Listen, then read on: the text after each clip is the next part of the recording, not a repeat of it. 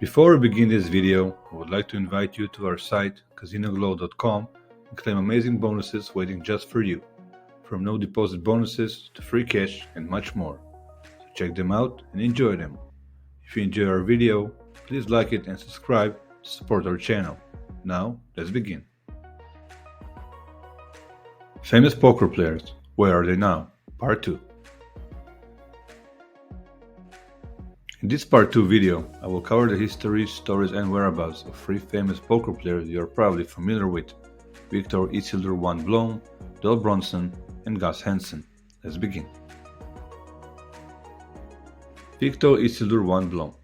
The Swede, whose identity would only later be revealed as that of Viktor Blom, took the online poker world by storm in November and December of 2009. He was ready to play against any pro and any player for extremely high stakes. Everyone wanted to play against him, but for a while no one could beat him. That includes the best poker pros like Phil Ivey, Patrick Antonius, Tom Dwan and others. However, his story didn't have quite the happy ending. It was eventually stopped and disappeared for a while, only to come back later again. He was never able to repeat the initial success, but the legend lives on even today. When Blom first appeared on Full Tilt, he was thought of as just another wannabe. In September of 2009, he played against Haseeb Qureshi, and after an insane 24 hours, Qureshi was $500,000 lighter, and Isildur 1 just disappeared. In October, Isildur 1 was back, and a series of epic heads-up matches began. He first lost about $1 million against Antonius, Cole South, and Brian Townsend, and the general consensus at the time was that the unknown wannabe was playing way too aggressively, and he wouldn't last long against just elite players. He shortly proved everyone wrong, and soon after he won $2 million off of South and Townsend, and this just drove his desire to play even more. During the first week of November, Blom decided to play against one Tom Dwan, who was then a young poker superstar feared by many. He played one at 6 heads-up simultaneously, on and off for a full week. When it was all over, Blom was up $4 million. But I guess all good things come to an end. Blom agreed to play Antonius in Pot Limit Omaha, and in the process lost $3 million. Pot Limit Omaha was Patrick's game, and Viktor admittedly didn't know much about it, but decided to play anyway. Blom was able to make somewhat of a recovery in a rematch, eventually ending up losing $1 million, but it didn't end there. So at this point, Blom was down $2 million after this loss and the loss to Ivy before, but things were about to get even worse.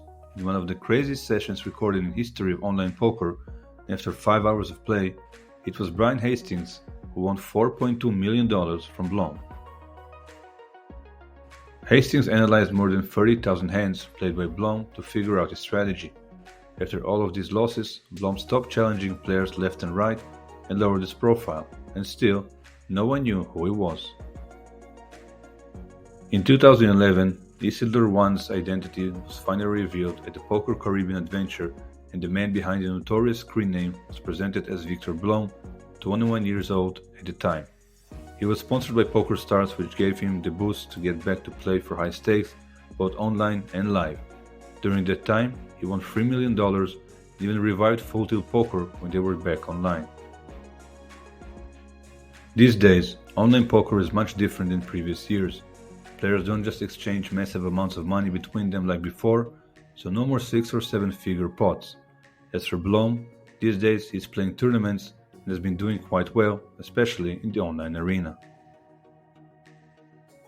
Blom's online efforts have been quite productive, netting close to $1.5 million on PokerStars and just about the same amount at Party Poker. It seems that he dominates both cash games as well as tournaments, so if you're looking for Blom today, you'll find him back online and winning again. Doyle Brunson. He is considered as one of the greatest poker players ever and is loved worldwide.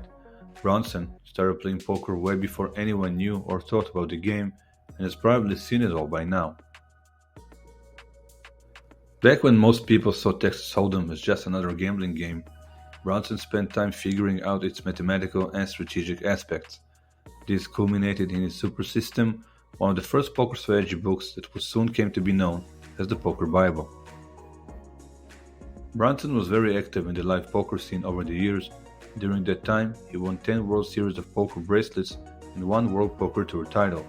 However, during the 2018 World Series of Poker, he announced that after 6 decades of playing poker, he retires from the game as he wishes to spend more time with his wife and family and focus more on his personal life. These days, Brunson is very active on Twitter, but it's not all about poker. He also tweets his personal thoughts and opinions on various things, and not all of them are super popular or mainstream. Among hundreds of tweets you'll find in the feed, there are a few concerning the Daniel Negreanu vs. Doug Polk grudge match. In one of them, Brunson shared his views on high-stakes internet poker and why he never got involved with it, and the comments soon came. Here is Brunson's tweet. Want to know why I never played high-stakes internet poker? I have no idea what all those things are. In my day, we play what our gut told us to do. Using that stuff ruins poker. Brunson also defended old-school players like Phil Hellmuth. 15 times World Series of Poker winner, Hellmuth was often called out by the community for not being a very good player. Brunson explained that it's true that Hellmuth often struggled against tough tables, but is very good at taking chips from bad players and putting them on tilt, and those skills have helped him earn a lot of money over the years. Brunson's last recorded result on the Hendon Mob page dates back to June of 2018 when he finished 6th in a $10,000 2-7 lowball draw championship. His total live earnings from tournaments are approximately $6.1 million. This seemingly low amount is due to the fact that Brunson never really got into the high stakes tournaments, and he pretty much steered clear from various high roller events.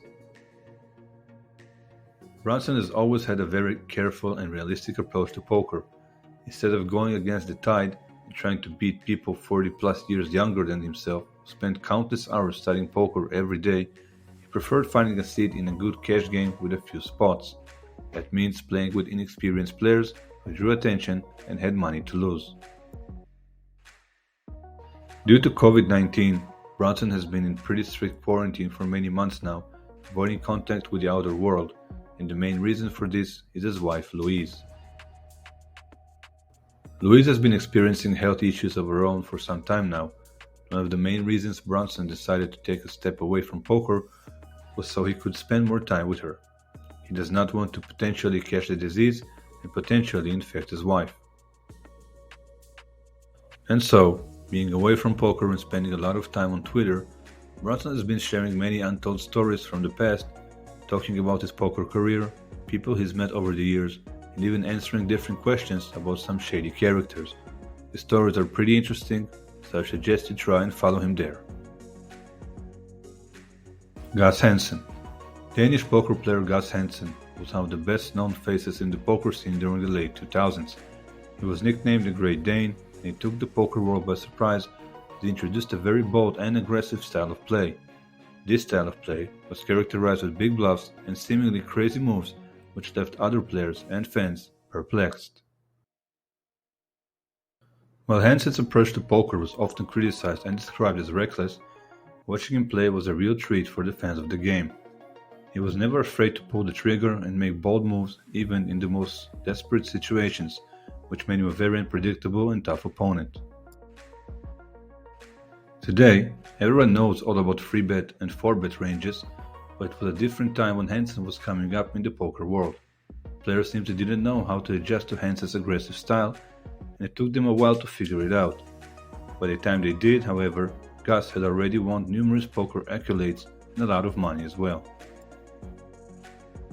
But a few years ago, Hansen had pretty much removed himself from the public eye, cutting down on TV appearances and participation on various poker shows. Hansen started to make a name for himself in the early 2000s with his big first win in 2002 when he won the World Poker Tour 5 Diamond Classic. With the title, he also took home more than $550,000. A few months later, Hansen won another World Poker Tour title, winning in the LA Poker Classic as well as $530,000. In 2004, he became the PCA champion, adding another $445,000 to his bankroll. Hansen was on a roll and will continue to be in the years to come. In February of 2005, he played the $400,000 Poker Superstars Invitational Tournament against some of the best like Phil Ivey, Johnny Chan, Dole Brunson, and Barry Greenstein. Hansen won the event for the cool million eventually. In 2007, he won the Aussie Millions main event for close to $1.2 million. Later on, Hansen published a book about his run in this tournament entitled Every Hand Revealed. In 2008, Hansen finished second in the $25,000 World Poker Tour Championship event and the biggest cash win of his career, earning $1,714,000. In 2010, he won a World Series of Poker bracelet in the 2010 High Roller Heads Up event in London. According to Hand & Mob, Hansen's lifetime tournament winnings are over $10.2 million. Hansen was also no stranger to online poker, and playing high stakes he won and lost like any other player. But by 2014, he was already lost over $20 million in online losses, becoming one of the biggest losers in the poker world. That was when Hansen decided it was time to move on from poker and look into other options. Hansen then admitted that online poker just wasn't for him. So, believe it or not, he decided to quit and rebuild his finances by taking on a normal 9-to-5 job as an accountant and playing backgammon, another game he excels at. With that said, between 2013 and 2017, Hansen was almost nowhere to be seen. His last recorded live cash was in March of 2014, and his social media accounts went pretty much dormant. Then, around 2017, Gus Hansen announced his intention to get back and play poker. He posted on his Twitter that he was coming back to Las Vegas for some WSOP action. However, he jumped straight into Bobby's room for some high-stakes cash games. If you enjoy high-stakes poker, you should truly follow Hansen's Instagram page, as he has been sharing many pictures and short videos providing glimpses into some of the craziest games on the planet. Then, in 2018, he gave online poker another try, but this time he didn't stick for too long. Gus Hansen's Instagram profile is the place today to follow him, as it seems these days it looks like he is enjoying poker once again but avoiding online games, which have been his kryptonite for his entire career. Other than poker, Hansen has become a father and has been looking to permanently move back to Denmark from Monaco, where he's been spending most of his time when he's not traveling for poker. Thank you for watching. Hope you enjoyed this video, and if so, please like it and subscribe. Also, reminding you to visit our site CasinoGlow.com to claim the great bonuses and take advantage of our promotions waiting just for you. Enjoy and have a wonderful day.